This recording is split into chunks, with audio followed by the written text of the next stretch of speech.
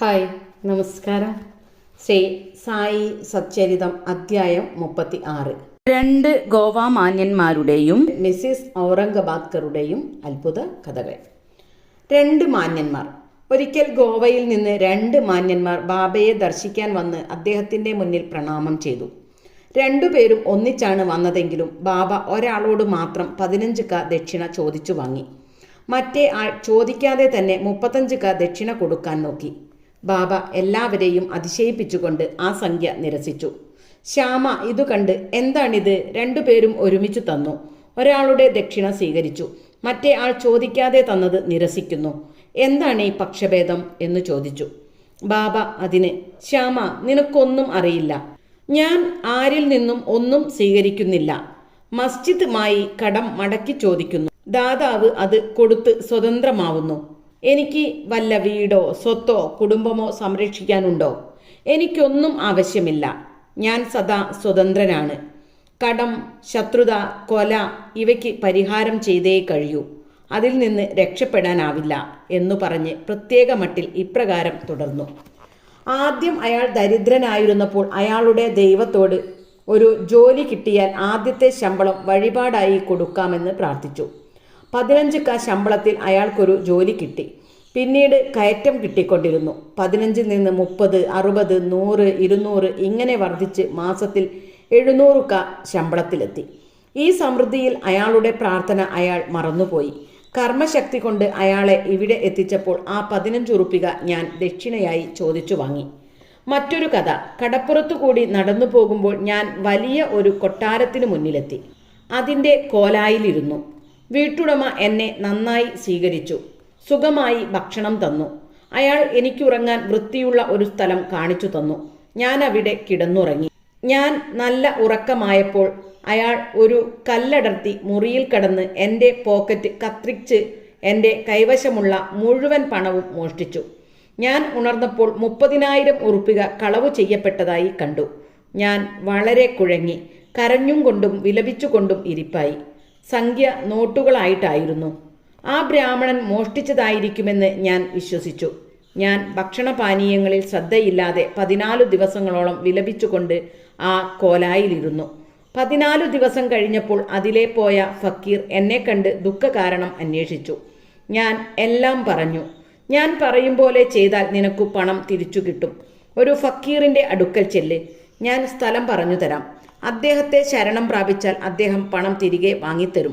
അതുവരെ നിനക്കേറ്റവും ഇഷ്ടപ്പെട്ട ഭക്ഷണം ഉപേക്ഷിക്കുക എന്ന് ഫക്കീർ എന്നോട് പറഞ്ഞു. ഞാൻ ഫക്കീർ പറഞ്ഞതുപോലെ ചെയ്തപ്പോൾ എൻ്റെ പണം തിരിച്ചു കിട്ടി. അപ്പോൾ ഞാൻ സത്രം വിട്ട് കടപ്പുറത്തേക്ക് പോയി. അവിടെ ഒരു കപ്പലുണ്ടായിരുന്നെങ്കിലും ആൾ നിറഞ്ഞു. സ്ഥലമില്ലാത്തതിനാൽ എനിക്ക് കയറാൻ കഴിഞ്ഞില്ല.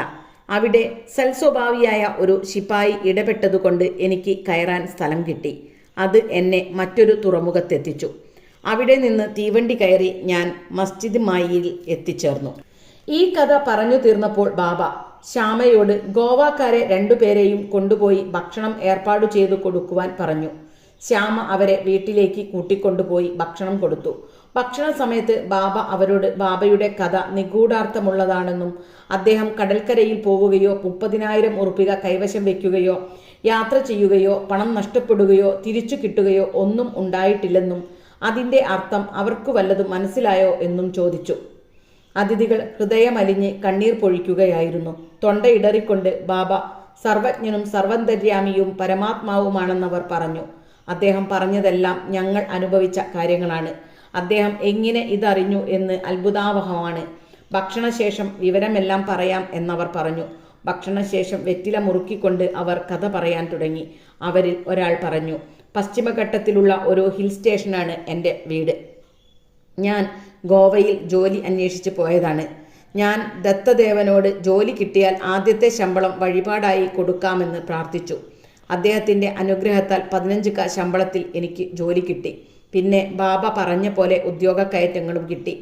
ഞാൻ എൻ്റെ പ്രാർത്ഥന തീരെ മറന്നുപോയിരുന്നു. ബാബ ഈ വിധത്തിൽ എന്നെ അത് ഓർമ്മിപ്പിച്ച് 15 എന്നിൽ നിന്നും സ്വീകരിച്ചതാണ്. അത് സാധാരണ ദക്ഷിണയല്ല, ഒരു പഴയ കടം വീട്ടലും വളരെ കാലമായി മറന്നുപോയ ഒരു പ്രാർത്ഥന നിർവഹിക്കലുമാണ്. ഗുണപാഠം. ബാബ യഥാർത്ഥത്തിൽ പണത്തിനു വേണ്ടി യാചിക്കുകയോ ഭക്തന്മാരെ യാചിക്കാൻ അനുവദിക്കുകയോ ചെയ്തിരുന്നില്ല. പണം ആധ്യാത്മിക പുരോഗതിക്ക് ഒരു വിലങ്ങുതടിയായാണ് അദ്ദേഹം കണക്കാക്കിയിരുന്നത്. അതുകൊണ്ട് അദ്ദേഹം പണത്തിന്റെ പിടിയിൽപ്പെടാൻ ഭക്തന്മാരെ അനുവദിച്ചിരുന്നില്ല. ഭഗത്മാല സപതി ഇതിനൊരു ഉദാഹരണമാണ്. അയാൾ വളരെ ദരിദ്രനും ജീവിതം നയിക്കാൻ നന്നെ വിഷമിച്ചിരുന്ന ആളുമായിരുന്നു. ബാബ അയാളെ പണമുണ്ടാക്കാൻ അനുവദിച്ചില്ലെന്നു മാത്രമല്ല, ദക്ഷിണയിൽ നിന്ന് അയാൾക്ക് ഒന്നും കൊടുത്തില്ല. ഒരിക്കൽ ദയാലുവും ജ്ഞാനതൽപരനുമായ ഹൻസ്രാജ് എന്നു പേരായ ഒരു വ്യാപാരി മാലാസപതിക്ക് ബാബയുടെ സാന്നിധ്യത്തിൽ വലിയ ഒരു തുക കൊടുത്തപ്പോൾ ബാബ അയാളെ അത് സ്വീകരിക്കാൻ അനുവദിച്ചിരുന്നില്ല. പിന്നീട് രണ്ടാമൻ പറയാൻ തുടങ്ങി, എൻ്റെ പാചകക്കാരനായ ബ്രാഹ്മണൻ 35 കൊല്ലമായി എൻ്റെ കൂടെയുണ്ട്. നിർഭാഗ്യവശാൽ അയാൾ ചീത്ത വഴിയിൽ കുടുങ്ങി. മനസ്ഥിതി മാറി. എൻ്റെ സമ്പാദ്യം മുഴുവൻ മോഷ്ടിച്ചു.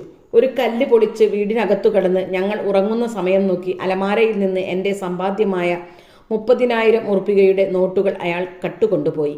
ബാബ ഇങ്ങനെ സംഖ്യ കൃത്യമായി പറഞ്ഞതെന്നറിയുന്നില്ല. ഞാൻ രാപ്പകൽ കരഞ്ഞുകൊണ്ടിരുന്നു. അന്വേഷണം കൊണ്ടൊന്നും ഒരു ഫലവും ഉണ്ടായില്ല. 14 ദിവസങ്ങളോളം വളരെ വിഷമം അനുഭവിച്ചു. ഞാൻ വ്യസനിച്ചുകൊണ്ട് വരാന്തയിലിരിക്കുമ്പോൾ അതിലെ പോയിരുന്ന ഫക്കീർ എൻ്റെ വിഷമത്തിനുള്ള കാരണം ചോദിച്ചു. ഞാൻ എല്ലാ വിവരവും പറഞ്ഞു.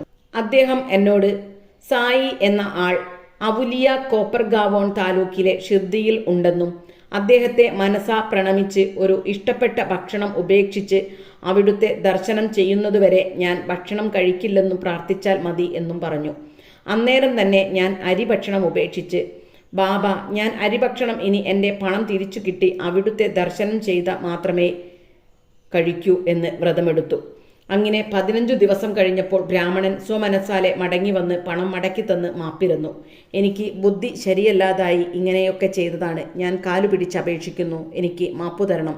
അങ്ങനെ എല്ലാം ശുഭമായി കലാശിച്ചു. എന്നെ കണ്ട് സഹായിച്ച ഫക്കീറിനെ പിന്നെ കണ്ടിട്ടില്ല.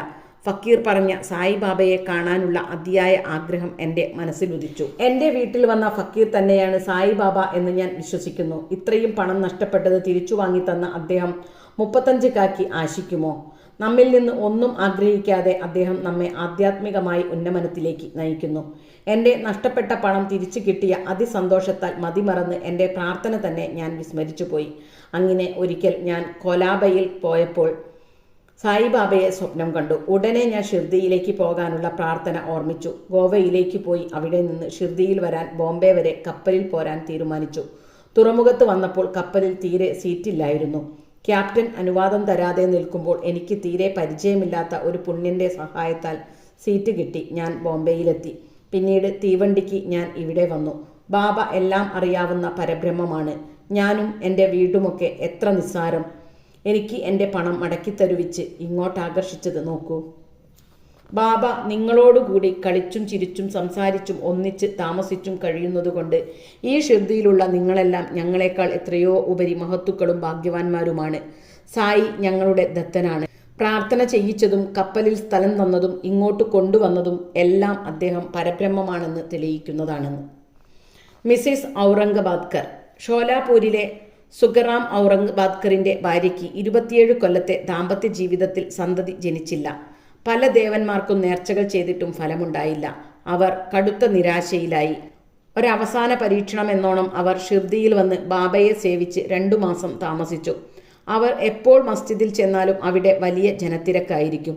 അവർക്ക് ബാബയെ ഒറ്റയ്ക്ക് കണ്ട് കാൽക്കൽ വീണ് സങ്കടം പറഞ്ഞ് ഒരു സന്താനത്തിനു വേണ്ടി പ്രാർത്ഥിക്കണമെന്നുണ്ടായിരുന്നെങ്കിലും തീരെ അവസരം കിട്ടിയില്ല. ഒടുവിൽ ശ്യാമയോട് എങ്ങനെയെങ്കിലും ബാബയെ ഒറ്റയ്ക്കിരിക്കുമ്പോൾ ദർശിക്കാൻ ഒരവസരമുണ്ടാക്കി കൊടുക്കാൻ അപേക്ഷിച്ചു. ബാബയുടെ ദർബാറിൽ ആർക്കും ചെല്ലാവുന്നതാണെന്നും എങ്കിലും പരിശ്രമിച്ചു നോക്കാമെന്നും ദൈവം അനുഗ്രഹിക്കുമെന്നും ശ്യാമ പറഞ്ഞു. ബാബ ഭക്ഷണത്തിനിരിക്കുമ്പോൾ ഒരു തേങ്ങയും ചന്ദനത്തിരിയുമായി പുറത്ത് മുറ്റത്തിരിക്കാനും അയാൾ ആംഗ്യം കാണിച്ച ഉടനെ വരാനും ശ്യാമ ഏർപ്പാടു ചെയ്തു.